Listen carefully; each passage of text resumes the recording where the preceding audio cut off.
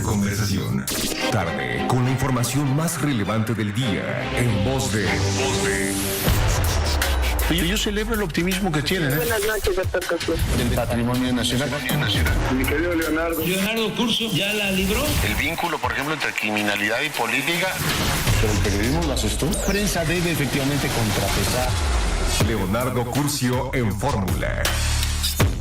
Muy buenas noches, saludo con gran cariño al auditorio de Telefórmula, que en estos momentos se enlaza con los trabajos de esta emisión. Agradezco a quienes siguen a través de las plataformas de internet y de radio. Fíjense que hoy es 2 de febrero, naturalmente Día de la Candelaria. Espero que haya disfrutado de los tamales y de todas las celebraciones. Además le adelanto que los carnavales pasan a ser patrimonio inmaterial, por lo menos aquí en la capital. Así es que hay que conservar las tradiciones. Una de ellas también es la corrida de toros, que es muy tradicional en nuestro país, en muchos municipios y por supuesto en la capital de la República.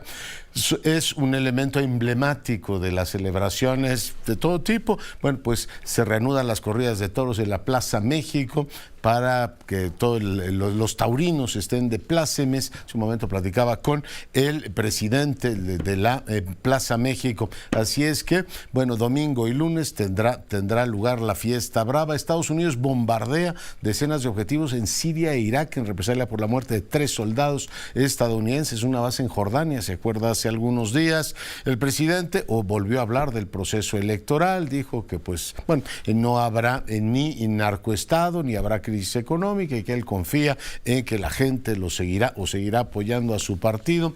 También se habló del proceso electoral norteamericano y dijo que iba a pedirles a los paisanos que no votaran por candidatos que tuvieran posiciones antimexicanas, y directamente hablando de los 2 procesos electorales, que en principio pues no son materia de la jefatura del Estado, pero hoy lo hizo. Santiago Taboada sumó a su equipo a 2 personalidades importantes del mundo de la seguridad, muy reputados en ese ámbito: Manuel Mondragón, el doctor Mondragón, el padre del alcoholímetro aquí en la capital, un mítico secretario de Seguridad, y a Marcela Gómez Salce, una analista política y además una gran conocedora de los temas de seguridad. Le comento que el INE y autoridades federales acordaron establecer una serie de protocolos vías para garantizar el proceso electoral, garantizar la seguridad de los candidatos en el proceso electoral. Dice Fernández Noroña que recibió amenazas de muerte vía redes sociales. Vamos a ver si se activa el protocolo y cuidan al vocero de Claudia Sheinbaum. Hoy anunció Morena 8 fórmulas al Senado. Van Omar García Harfuch, Salgado Macedonio, Ernestina Godoy, Ana Lilia Rivera, Nora Rubalcaba, Gonzalo Yáñez, Beatriz Mojica, Víctor Mercado, Rita Rodríguez, Imelda Castro y José Antonio Álvarez Lima. Claudia Sheinbaum estuvo en San Luis Potosí, criticó el bono que recibirán los consejeros del INE. Xóchitl Gálvez sigue allá en los Estados Unidos, se reunió con organizaciones de la sociedad civil, inversionistas y el Consejo de Relaciones Exteriores de Nueva York, con quien discutió, bueno, pues entre otras cosas, los temas del sector energético. Álvarez Maínez critica duramente la política migratoria de este gobierno. Standard & Poor's ratifica la calificación de la deuda soberana en México. Citigroup nombra, o sea, se queda Manuel Romo como director de Banamex, y Álvaro Jaramillo será el director de Citibank México cuando los negocios se separen en la segunda mitad del 2024. Falleció el arzobispo emérito de San Luis Potosí, Luis Morales, descanse en paz. Él presidió la conferencia episcopal entre 1997 y 2000. Pausa, regresamos en un instante. Bueno, y seguimos con la información. Cintia, ¿cómo estás? Hola, muy buenas noches, doctor. Feliz de estar aquí. ¿Qué tenemos? Pues tenemos boletos para la Orquesta Filarmónica de la UNAM, que nos regala pases para este concierto de este fin de semana en la Sala Nezahualcóyotl del Centro Cultural Universitario. Se trata de 5 pases dobles para el sábado a las 8 de la noche y 5 pases dobles para el domingo a las 12. Y lo único que tienen que hacer es comunicarse con nosotros al 55 52 79 22 91 y al 55 52 79 57 91.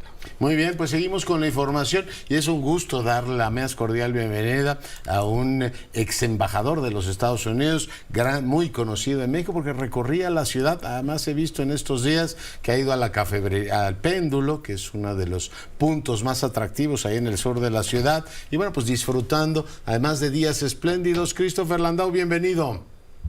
pero qué gusto estar con usted, doctor Curcio, y con sus oyentes. Por supuesto que el gusto es mío. Has venido, embajador, a, digamos, actividades académicas, has estado en foros que organiza la UNAM, organiza Berkeley, sobre la región. Me encantaría iniciar la conversación preguntándote, después del embajado, tú eres un abogado prominente y estás muy activo también en el mundo de las ideas, ¿traes algún proyecto político, embajador?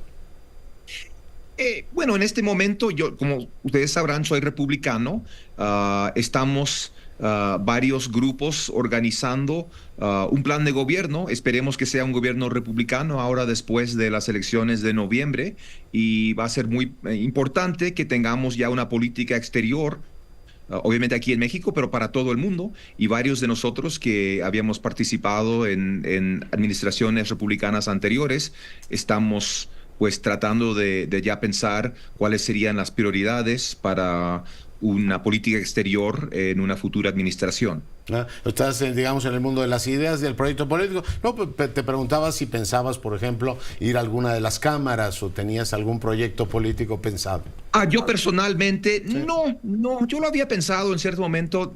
Honestamente, la vida política es algo bastante especial, digamos, de postularse, digamos, para una oficina o un cargo político. El Senado, por ejemplo. Ahora, en este momento no tengo tales planes.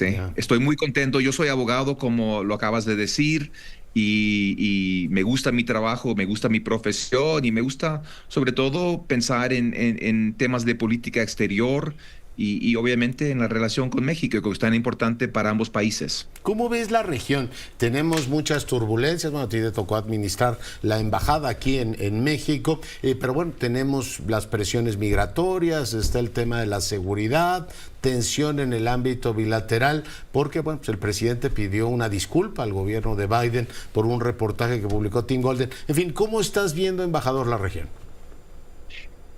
Mire, yo creo que tenemos grandes oportunidades en la región. Yo como embajador dividía la relación bilateral en dos partes. La parte de los problemas o los retos, los desafíos, que los principales los acabas de identificar, son exactamente la migración y la seguridad.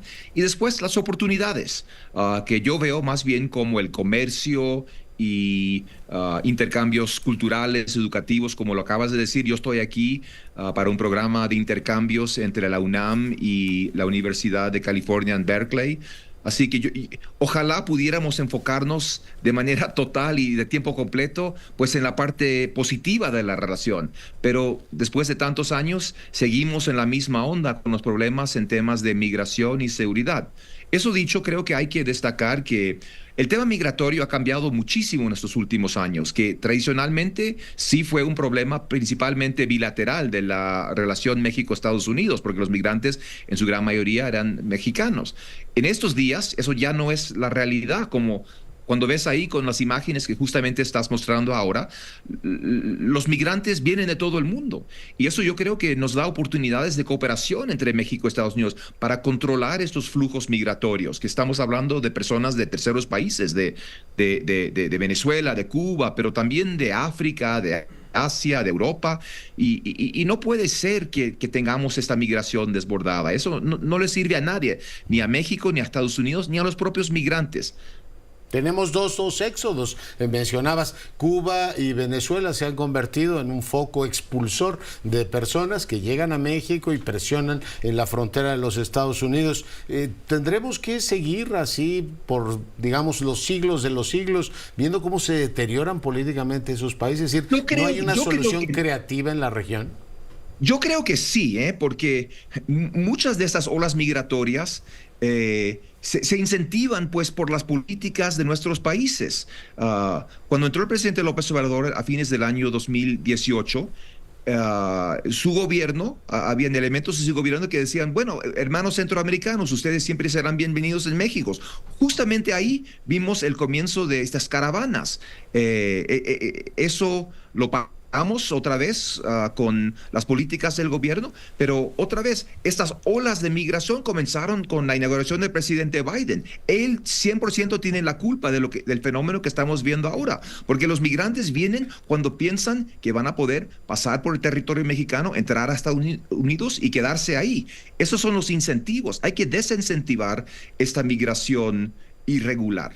Ya. Y bueno, pues supongo que también ayudar a que esos países se estabilicen políticamente. La democracia no está de manteles largos en toda la región, ¿no? Pienso en esos dos países, pero veo cómo en El Salvador se van endureciendo también las cosas, embajador. Sí, bueno, mira, siempre habrá gente en todo el mundo que le gustaría ir a Estados Unidos. Y yo entiendo eso. Mis propios padres son migrantes. Yo soy de primera generación. Pero no podemos dejar a nuestra nación sin fronteras. Una nación ya no es nación si no tiene fronteras. Como tu casa no es tu casa si no hay como una demarcación a donde termina pues tu territorio. Eso es algo absolutamente básico de un gobierno. Realmente es asombroso que ahora tengamos un gobierno federal en Estados Unidos que no aplica nuestras leyes migratorias de ningún modo. Así que ellos son los que han realmente impulsado este fenómeno. Esto se puede parar con cambios en las políticas gubernamentales de Estados Unidos. Obviamente, ojalá también podamos cooperar con el gobierno mexicano y además con más gobiernos, porque como dije, este es ahora un problema, un fenómeno global. Mucha de esta gente pasa no solamente por México, pero pasa también por Brasil, Colombia, Panamá, Costa Rica. Así que tiene que ser un esfuerzo en muchos países para parar estos flujos migratorios. Bueno, ojalá también se puedan mejorar las economías de estos países.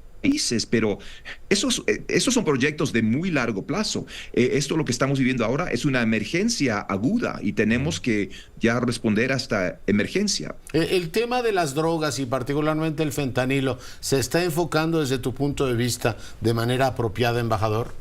No, desde mi punto de vista no. Y yo he estado bien claro en este tema durante mi gestión y después, y ahora francamente puedo ser un poco más franco como ex embajador y ciudadano particular, que creo que hemos estado en la misma estrategia ya desde hace 50 años y obviamente no funciona. Al contrario, el problema se agudiza ahora con los opioides sintéticos, el fentanilo, que es mucho más poderoso, mucho más fuerte que cualquier sustancia narcótica orgánica. Así que las muertes de sobredosis en Estados Unidos hemos batido récords. El problema principal, yo creo, es que Estados Unidos y México nos pasamos el tiempo culpándonos el uno al otro por el problema, en vez de decir, miren, esto es lo que Estados Unidos tiene que hacer. Nosotros tenemos que atacar los flujos de dinero y armas, que al fin y al cabo son la base del poder del narco. El narco no lo hace como obra de caridad, lo hacen porque es un negocio para ellos, es un gran negocio para ellos. Rentable, sí. Y también enfocarnos sobre el tema de la demanda. Ustedes aquí en México, ojalá pudieran mejorar, pues yo creo lo más importante es el control portuario. Muchos de estos ingredientes, el fentanilo, los precursores químicos, están llegando desde Asia, pues en los buques, en los puertos de México y en contenedores. Ahora, a mi entender, se revisa muy poca parte de los contenedores y hay que haber todo un régimen regulatorio para asegurarse que algunos de los predecesores químicos que tienen usos legales, pero obviamente tienen que ser bien regulados. Y hay un espacio muy importante de cooperación para que la tecnología de primera línea ayude a inspeccionar contenedores y pueda hacer algo mucho más ágil. Sí. Para mí eso es lo más importante, pero el problema es que de nuestro lado, la agencia que ha tenido responsabilidad principal sobre este tema en los últimos 50 años ha sido la DEA. La DEA es parte del Departamento de Justicia. Ellos definen el éxito como la detención de criminales en México y su extradición a Estados Unidos. Bueno, yo no tengo ningún problema con eso, pero eso no puede ser el enfoque total de nuestros esfuerzos antinarcotráficos. Entonces, como Estados Unidos, nosotros no podemos tener una estrategia antidrogas que depende del éxito del Estado mexicano en detener a las personas y extraditarlas. Nosotros tenemos que tomar responsabilidad de lo que podemos hacer nosotros dentro de nuestra jurisdicción y ustedes dentro de la suya. Pero ahora nuestra estrategia, desde mi punto de vista, ha sido fallida durante décadas y continúa hasta el día de hoy. Continuaba mientras yo fui embajador, pero yo me di cuenta de forma muy rápida que realmente no estábamos atacando las raíces del problema y justamente nos estábamos enfocando en el tema más sensible, que es pues la soberanía mexicana sobre asuntos de seguridad doméstica en México. Y bueno, entonces, pero seguimos en esa misma onda de siempre. Hace poco tuvimos la visita de la titular del Departamento del Tesoro y efectivamente esa parte del combate al dinero la lleva el Tesoro, la DEA va por su lado, sí se ve muy descoordinado. Y de este lado, embajador, pues qué te cuento que no sepas, ¿no? Totalmente disfuncional en algunos ámbitos del Estado. Tenemos a la UIF en Hacienda, tenemos el mando de la Guardia Nacional en la Defensa y tenemos una secretaria de Seguridad. Es el problema, que en ambos lados de la frontera no ha habido rendición de cuentas durante décadas. Y esto no puede continuar así porque el problema va de mal en peor y es una amenaza mortal a ambos países. Ustedes en México, obviamente, el poder del crimen organizado es una amenaza al Estado y al pueblo mexicano. Para nosotros también. Así que yo sí creo que hay oportunidades para cooperación, hay oportunidades de ganar, pero siempre si el enfoque principal de Estados Unidos sigue siendo la detención y la extradición de criminales, vamos a seguir con los mismos pleitos de siempre. Claro. Oye, ¿tú sientes que Trump, si regresara a ganar las elecciones en noviembre, viene con nuevas ideas en materia de seguridad o va a ser yo creo que sí, el tema del muro? Yo creo que sí, porque una de las virtudes del presidente Trump es que él no es rehén de la burocracia, él está abierto a nuevas ideas. Realmente yo creo que para mí eso ha sido lo más importante, que tengamos un presidente que no lo quiere continuar las estrategias de siempre, que se da cuenta que se necesitan nuevas ideas y que está dispuesto a nuevas ideas. Como embajador, yo tuve mucha experiencia con las burocracias en ambos lados de la frontera y te aseguro que ellos no tienen ningún interés en cambiar las estrategias. Ellos contentos por los próximos 50 años de hacer... Las burocracias son inderrotables, embajador. Así pareciera, pero... Por eso ganó el presidente Trump la última vez, porque yo creo que los americanos estamos hartos de este gobierno burocrático que ya no responde a lo que quiere el pueblo y a la realidad actual. Así que, bueno, esta elección que viene ahora en noviembre en Estados Unidos, yo creo que dos de los principales temas van a ser justamente la migración y el control sobre la burocracia. Decimos en Estados Unidos que tenemos un Estado profundo que continúa a pesar de quien sea el presidente. Entonces, parte del plan del presidente Trump es realmente sacudir ese Estado profundo y exigir resultados y no solamente más reuniones de alto nivel. Oye, déjame regresar también a lo positivo, el tema, decías, de la economía, donde México es el primer proveedor de los Estados Unidos. El Trump, digamos 2, si lo eligen en noviembre, viene también con nuevas ideas más incluyentes, o sea, el Make America Great Again ahora incluye a México, o sigue con una idea de la prosperidad más, digamos, limitada al territorio de los Estados Unidos, embajador. Su enfoque, naturalmente, es la prosperidad y la seguridad del pueblo estadounidense, el pueblo que lo eligió. Pero creo que hay un entendimiento, creo que él entiende que la seguridad y la prosperidad de Estados Unidos también dependen de la seguridad y prosperidad de otros países. Justamente estamos hablando del tema de migración. Obviamente, es en nuestro interés nacional que México también tenga seguridad y prosperidad. Así que no es un juego de suma cero. Y el presidente Trump lo entiende muy bien. Por eso él reafirmó pues la relación de libre comercio que tenemos con el TEMEC, que se renegoció durante pues su primer mandato. Yo creo que él entiende la importancia de México en cuanto a Estados Unidos. Justamente por eso él quiere enfocarse sobre esta frontera y y no sobre todos los otros conflictos del mundo para que Estados Unidos se esté entrometiendo en todas otras partes. Ya. Pues, embajador, ha sido un placer tenerte con nosotros. Déjame recordar algo que a la audiencia no le resulta relevante, pero yo iba a ser recibido por el embajador de los Estados Unidos, es decir, por ti, el día exactamente que inició la pandemia. Y dijeron, se suspende la cita que tenía usted con el embajador de los Estados Unidos porque tenemos una emergencia sanitaria. Desde entonces no tenía la fortuna de, bueno, por supuesto en el Zoom, tuvimos ocasión de estar en algunos seminarios, pero de entrevistar al embajador Landau, y ha sido un placer que esta noche eso haya ocurrido. Un saludo. Gracias, igualmente, saludo a ti y a toda tu audiencia. Gracias. Un placer. Ahí lo tiene el embajador Christopher Landau. Él fue el embajador el embajador de Trump en México durante, bueno, pues todo ese periodo, y ahora pues comparte con usted esta visión de hacia dónde van las relaciones, una pues mirada muy autorizada para ver hacia dónde van las cosas, particularmente desde la óptica republicana. Voy ahora con Jacopo Luzzi, corresponsal de la BOA, para hablarnos del tema del ataque que efectivamente Estados Unidos desplegó ahora en diversos puntos como represalia al ataque que recibieron sus tropas en Jordania. Adelante, Jacopo.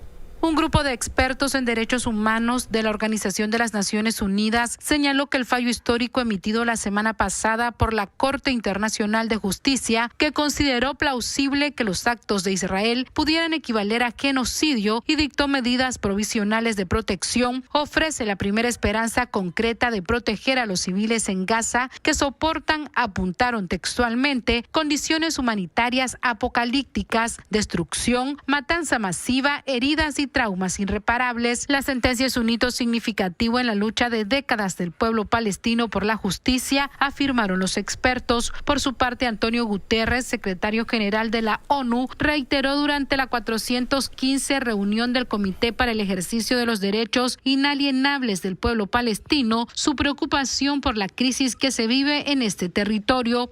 La muerte, la destrucción, el desplazamiento, el hambre, las pérdidas y el dolor en Gaza durante los últimos 120 días son una cicatriz en nuestra humanidad y conciencia compartida. El secretario general también reiteró su condena a los actos terroristas cometidos por Hamás, pero pidió que se detenga el castigo colectivo al pueblo palestino.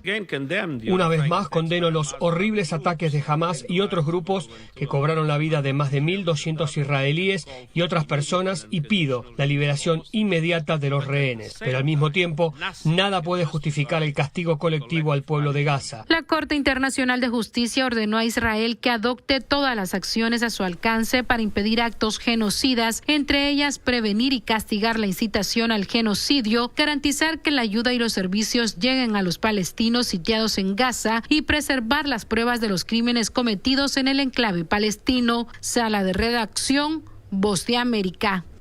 Bueno, naturalmente esta no era la nota, pero también valía la pena la información. Me dicen que ahora sí ya tienen listo el enlace con Luzzi. Adelante. El ejército estadounidense lanzó este viernes un masivo ataque aéreo contra más de 85 objetivos alrededor de 7 lugares en Irak y Siria utilizados por las milicias respaldadas por Irán y la Guardia Revolucionaria iraní. Esta es la primera salva de represalias por el ataque con aviones no tripulados que mató a 3 militares estadounidenses en Jordania el fin de semana pasado. El Comando Central de Estados Unidos dijo que los ataques utilizaron más de 125 municiones de precisión y fueron lanzadas por numerosos aviones, incluidos bombarderos de largo alcance procedentes de Estados Unidos, como los B-1. El presidente Joe Biden había estado advirtiendo durante días que Estados Unidos contraatacaría a las milicias. En un comunicado dejó en claro que no será solo un ataque, sino una respuesta escalonada a lo largo del tiempo. Los ataques estadounidenses parecieron no llegar a atacar directamente a Irán o altos líderes de la fuerza Quds de la Guardia Revolucionaria dentro de sus fronteras. De hecho, Biden reiteró que Estados Unidos no busca conflictos en Oriente Medio, pero responderá a cualquier ataque contra estadounidenses. El asalto se produjo pocas horas después de que Biden y los principales líderes de defensa se unieron a las familias en duelo para acompañarlos en la llegada de los 3 soldados de la reserva fallecidos a Estados Unidos, a la base de la Fuerza Aérea Dover en Delaware. Jacopo Luzzi, Voz de América, Washington. Gracias. Gracias por el reporte. ¿Qué más tenemos, Cintia? Pues doctor, a través de redes sociales de la cuenta de ex Marcelo Ebrard dio el siguiente mensaje. Manuel Mondragón es un amigo entrañable. Decidió dejar el camino que encabezó y así me lo hizo saber hace semanas. Lo lamento de verdad. Considero un error enorme sumarse al pasado que estamos empeñados en superar. Seguimos caminos distintos. El mío seguirá siendo la 4T. Eso dijo Marcelo Ebrard. Pues sí, un hombre muy cercano a él, el doctor Mondragón, que como recordaba usted, pues es uno de los, en este caso, pues secretarios míticos, ¿no?, de seguridad de la capital. Cambio de argumento informativo y le doy la más cordial bienvenida a José Sosaya. Él preside la Asociación Mexicana de la Industria Automotriz. Mi querido presidente, ¿cómo estás? Saludos, mi querido Leonardo, muy buenas noches y como dicen, todavía se vale muy feliz año. Muy feliz, además que podamos hacer periódicamente una revisión de esta importantísima industria que es la automotriz. Hoy veía, presidente, pues el avance de resultados del registro administrativo, de cómo viene el inicio del año, y veía el balance de la venta total de vehículos ligeros, 1.361.000. Me encantaría que nos platicaras cómo cerramos el año y cómo estás viendo los retos para el año del 24. Cómo no, muchas gracias. Pues mira, efectivamente cerramos un año que fue muy positivo para la industria, a pesar de toda la problemática que veníamos ya acarreando desde la pandemia, y luego seguida por el problema de los semiconductores, que también nos atoraron bastante al sector automotriz.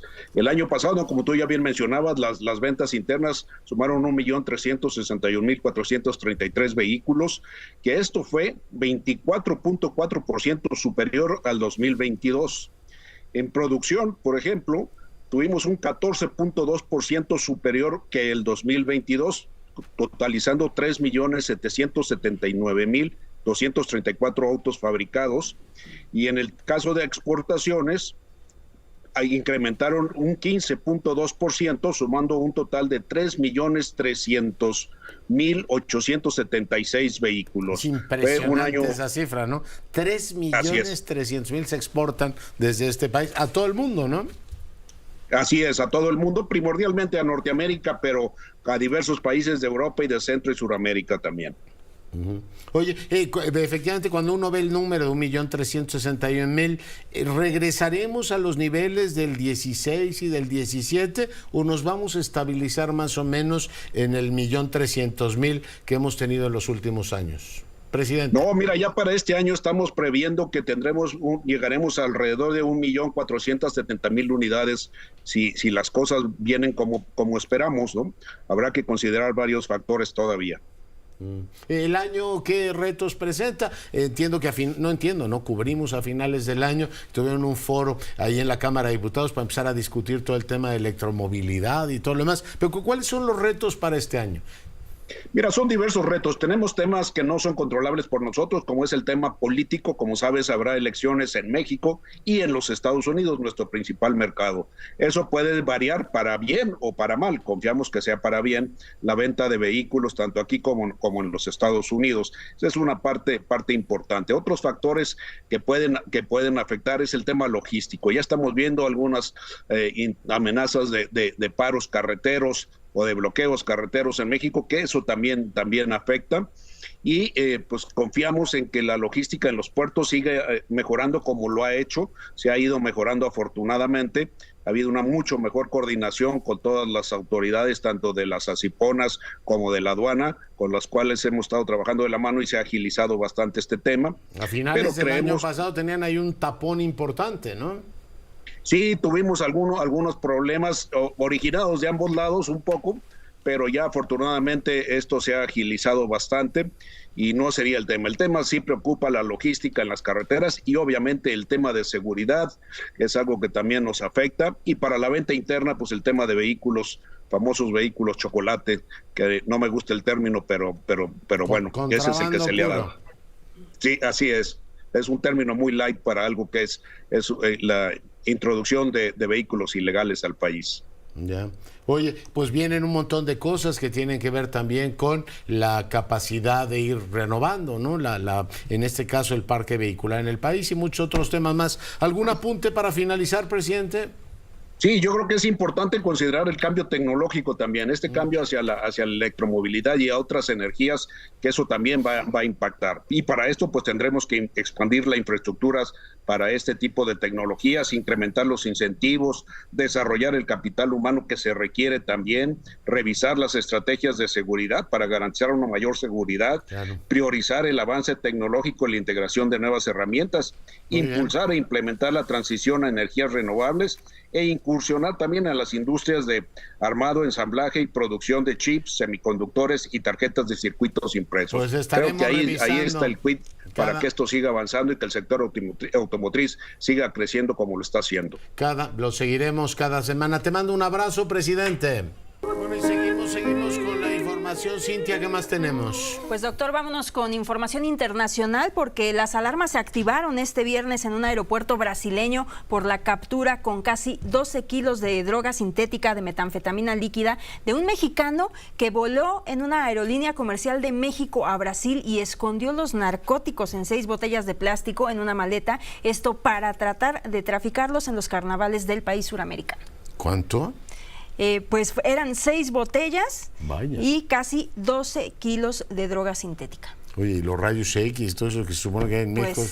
O sea, voló de México a Brasil y allá lo agarraron. Un vuelo al comercial llegar. de México a Brasil y pues ya escondió los narcóticos en estas botellas de plástico en la maleta, pues para tratar ahí de meterlos, pero pues fue descubierto. Vaya. Bueno, pues ahí está, por supuesto, ¿no? Por si les sirve a los que llevan digamos, en este caso, el seguimiento de las rutas de la droga. Bueno, ahí está una de ellas. Fíjense que he estado leyendo un libro imponente.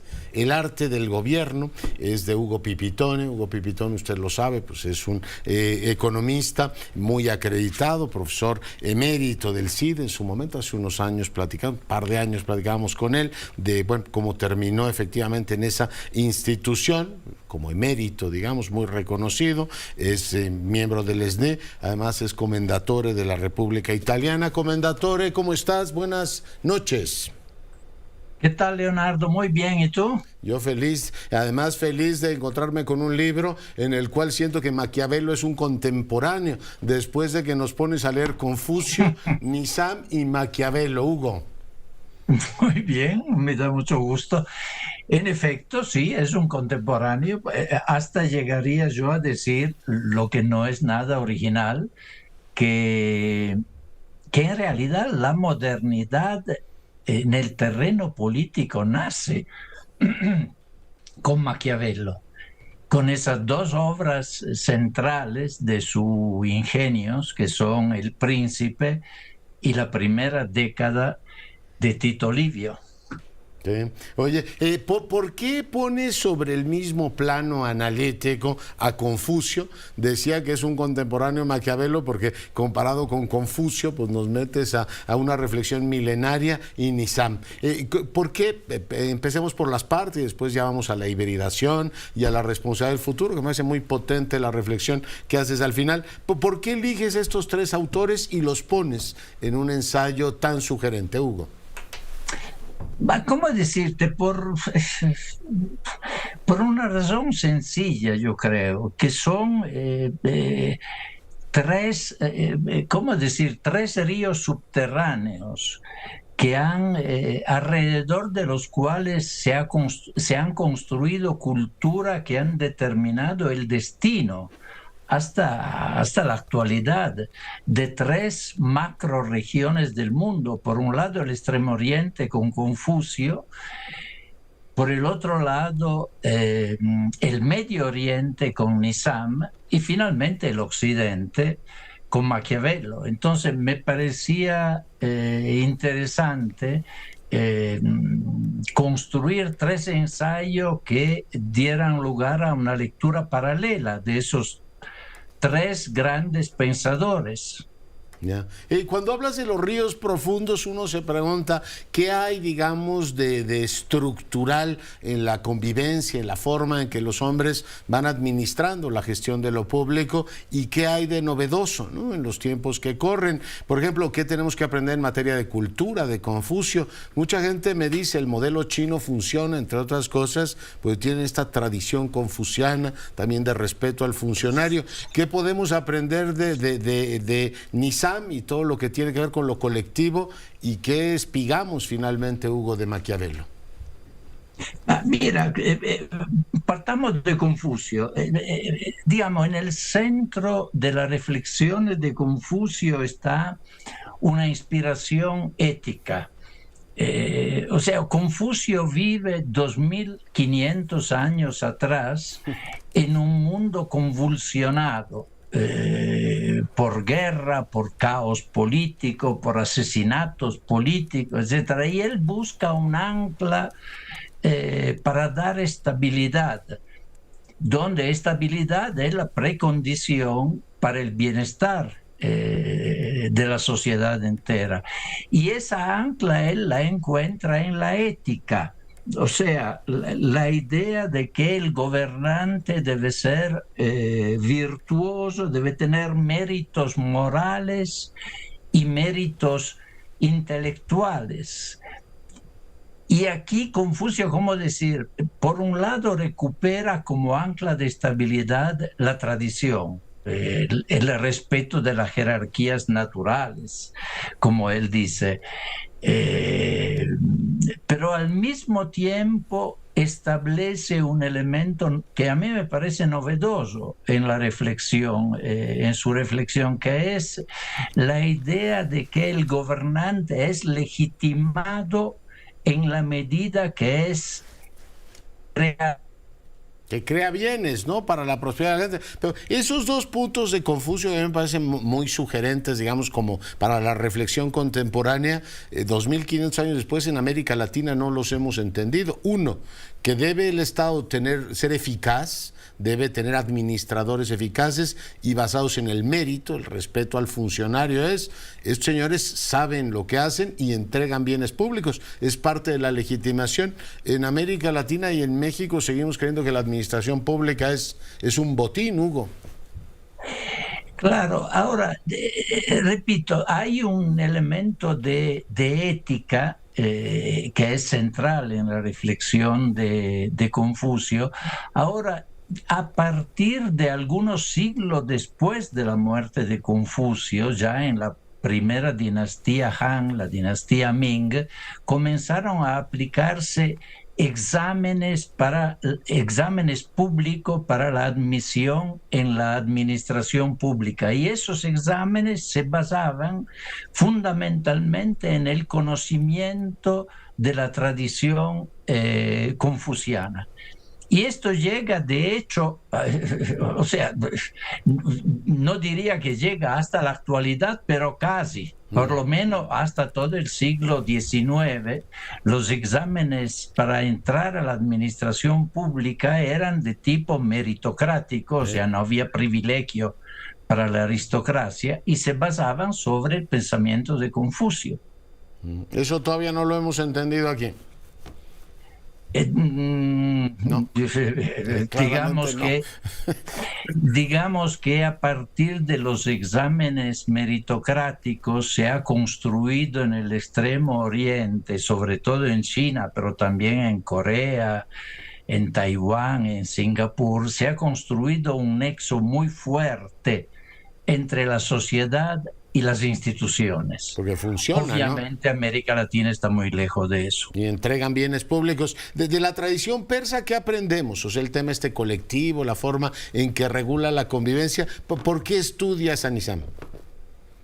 Mira, estudio a Nizam porque es un pensador cuyo libro del gobierno, que es su obra principal, la obra que escribió para aconsejar a su sultán. Nizam al-Mulk fue visir, digamos así, primer ministro de Malik Shah, que fue el sultán de la civilización selyúcida en Isfahan, en ¿no? Persia.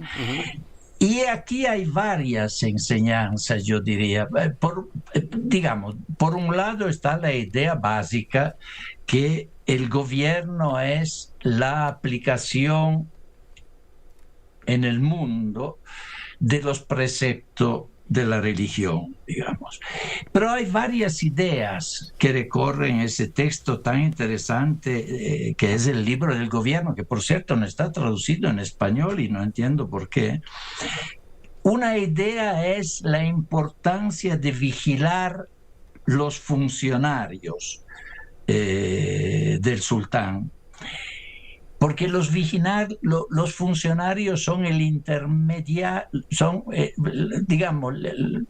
desempeñan la función de intermediario entre la sociedad y el poder político. Y cuando los funcionarios fallan, la sociedad tiene elementos para criticar no tanto al funcionario, sino directamente al sultán. Así que la vigilancia de la moralidad de los funcionarios, de la moralidad y de la eficacia, sobre todo por lo que concierne a la recaudación tributaria, es especialmente importante. Tanto es así que él aconseja Nizam al sultán de convocar un día a la semana a todos los a todos los súbditos que tengan quejas contra los funcionarios locales, de convocarlo a corte para que expresen directamente ante el sultán las razones de sus inconformidades, claro. Sus inconformidades, nos va comiendo el tiempo y vamos a, por supuesto, a ir Maquiavelo rápidamente. Bueno, tú pones claramente el tema de como la administración del conflicto, pero te llevo directamente, Hugo, por si no el tiempo me va a comer, al tiempo de las hibridaciones, es decir, cómo ir fusionando algunas tradiciones que nos vienen desde lejana data y utilizarlas prácticamente para la política que hoy tenemos, o para pensar, Hugo, la política de nuestros tiempos. Tú hablas de hibridaciones, a mí se me ocurre que podríamos tener una sirena que tenga cara de pescado y cuerpo de mujer. Digamos, aquí hay una idea de la cual habría que partir. La idea es que estamos viviendo un periodo histórico en que las democracias liberales experimentan lo que un filósofo político llama vacío motivacional. Sí. O sea, no tenemos ideas fuertes sobre cómo gobernar procesos de los cuales depende el futuro de la humanidad, como evidentemente el problema ecológico y por el otro lado el problema de las agudas desigualdades sociales que se han ampliado en las últimas décadas en todos los principales países, los países más avanzados del mundo, una desigualdad que alimenta y sigue alimentando un ataque contra la democracia liberal por parte de regímenes populistas, ¿sí?, de derecha y de izquierda. Que esos tienen más claro el tema motivacional, ¿no? O por lo menos apelan a los sentimientos de la gente.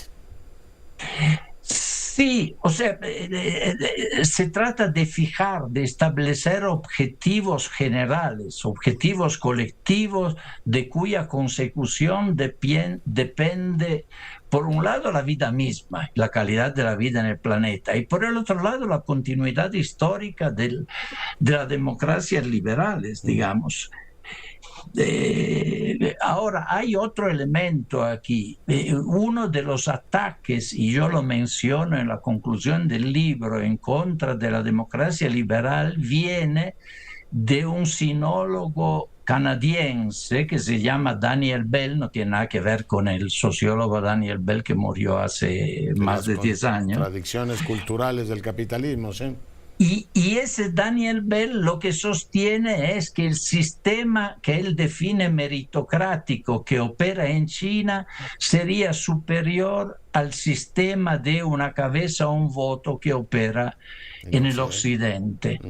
Y propone un sistema mixto y lo propone para todo el mundo. O sea, para él el modelo chino debe ser exportado a todo el mundo. Y el sistema que propone es un sistema electoral para elegir los bajos rangos de la administración pública. Alcaldes.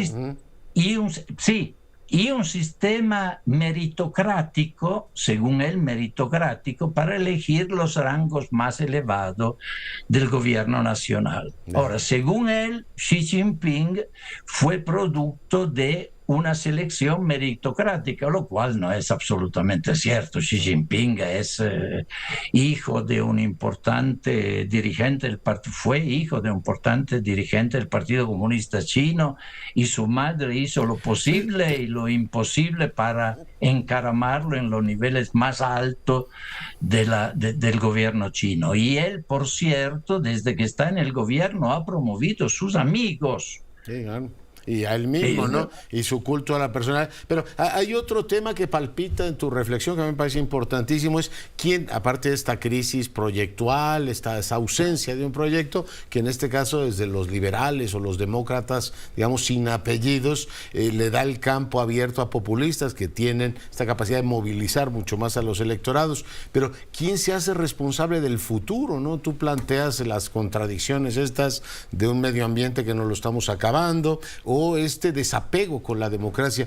¿Quién se hace responsable del futuro, mi querido Hugo? Pues yo creo que digamos, la fórmula más avanzada que la humanidad ha encontrado hasta ahora sigue siendo la democracia liberal. Lo que sucede es que debemos revitalizar la democracia liberal demostrando su eficacia en los dos terrenos que he mencionado, la transición ecológica y la lucha contra las desigualdades que se han agigantado de manera tan escandalosa en las últimas décadas. Pero ahí seguimos, o sea, no tenemos nada superior al liberalismo democrático, donde liberalismo significa la capacidad social para controlar el Estado, y democracia significa otorgar el poder a la mayoría, digamos. Y aquí Maquiavelo es extraordinariamente importante. Maquiavelo se plantea, mira, te lo digo en pocas palabras, Maquiavelo se plantea el problema de dar una respuesta al siguiente interrogante: ¿por qué la civilización romana fue tan gloriosa y duró 12 siglos? Y la respuesta que él se da en la primera década de Tito Livio es muy sencilla: porque Roma fue capaz, sobre todo en su periodo republicano, de institucionalizar el conflicto, de convertir el conflicto en un factor de, uno, de legitimación del gobierno, y dos, de elasticidad, de capacidad de adaptarse por parte del gobierno a los impulsos, a los conflictos que provienen de la sociedad. Entonces,